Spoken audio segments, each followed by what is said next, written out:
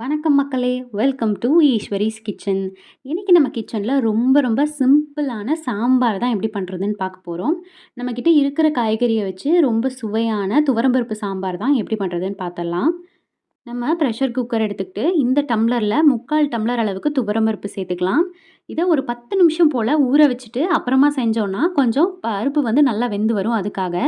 So அதை நம்ம நல்லா தண்ணியில் 3 டைம் கழிஞ்சிட்டு அதை நம்ம வந்து எடுத்துக்கலாம். இன்றைக்கி நம்ம என்னென்ன காய்கறி சேர்க்க போகிறோம்னு பார்த்தீங்கன்னா, பீன்ஸ் கொஞ்சம், கொத்தவரங்காய் கொஞ்சம், அப்புறமா மேராக்காய் இருக்குல்ல, அது ஒரு 2 காய் போல் அதையும் பொடி பொடியாக கட் பண்ணிக்கிட்டு, கூடவே தக்காளியும் சேர்த்துருக்கேன். தக்காளி வந்து பார்த்திங்கன்னா 4 தக்காளி. இப்போ இது எல்லாத்தையும் நம்ம வந்து குக்கருக்கு மாற்றிக்கலாம். குக்கருக்கு மாற்றிட்டு இப்போ நம்ம வந்து மொத்தமாக இந்த சாம்பாருக்கே தேவையான அளவு கல் உப்பை நம்ம இதுலேயே சேர்த்துக்கலாம். குக்கர்லேயே சேர்த்து நம்ம வந்து விசில் விட்டு எடுத்துக்கலாம். ஸோ தேவையான அளவு கல் உப்பு சேர்த்துக்கிட்டு, மஞ்சத்தூள் 1 ஸ்பூன் சேர்த்துக்கிறேன். கூடவே சாம்பார் தூளும் நம்ம வந்து சேர்த்துக்கலாம். 3 ஸ்பூன் அளவுக்கு சாம்பார் தூள் சேர்த்தோன்னா சரியாக இருக்கும். நம்ம வந்து வதக்கும்போது கூட தாளிச்சு விடும்போது கூட சேர்த்துக்கலாம். ஆனால் நம்ம இந்த மாதிரி குக்கர்லேயே நம்ம வந்து மசாலாலாம் சேர்த்து நல்லா வேக வச்சு எடுக்கும்போது மசாலாவோட பச்சை வாசனை கொஞ்சம் கூட வராமல் இருக்கும். அதுக்காக தான்.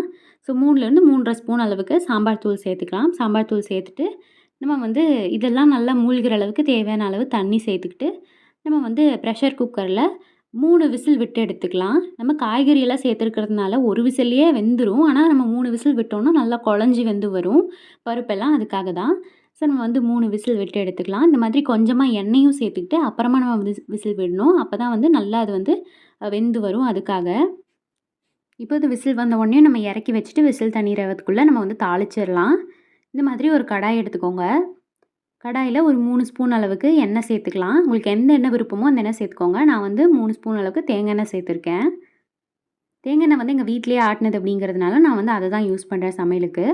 அடுத்ததாக இது எண்ணெயில் நல்லா காஞ்சதுக்கப்புறமா ஒரு 1/2 ஸ்பூன் அளவுக்கு கடுகு, உளுத்தம்பருப்பு, கடலைப்பருப்பு கலந்து வச்சுருக்கேன். அதையும் சேர்த்துக்கலாம். இதெல்லாம் நல்லா எண்ணெயில் பொரிஞ்சு வந்ததுக்கப்புறமா நம்ம வந்து கருவேப்பிலை சேர்த்துக்கலாம். நான் வந்து ஒரு 2 கொத்து கருவேப்பிலையை உருவி சேர்த்துக்கிறேன்.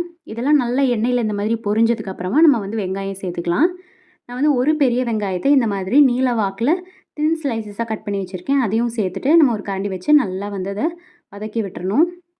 இது வெங்காயம்லாம் நல்லா வதங்கினதுக்கப்புறமா நம்ம வந்து ஏற்கனவே விசில் விட்டு எடுத்து வச்சுருக்கோம் இல்லையா, பருப்பு, காய்கறியெல்லாம் போட்டு அதையும் நம்ம வந்து சேர்த்துக்கலாம்.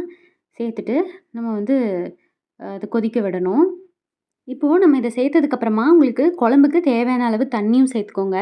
தண்ணியும் சேர்த்துட்டு நம்ம வந்து நல்லா வந்து அதை கொதிக்க விட்டுறணும்.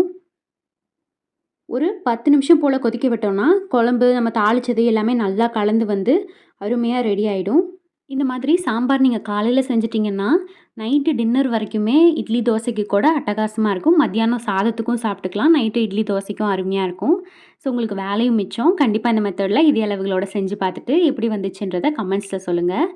இந்த ரெசிபி உங்களுக்கு பிடிச்சிருக்குன்னு நம்புறேன். பிடிச்சிருந்தா இந்த வீடியோக்கு ஒரு லைக் பண்ணிவிட்டு நம்ம சேனல் ஈஸ்வரிஸ் கிச்சனை சப்ஸ்கிரைப் பண்ணிக்கோங்க. நம்ம இன்னொரு ரெசிபியோட மீட் பண்ணலாம். பாய்.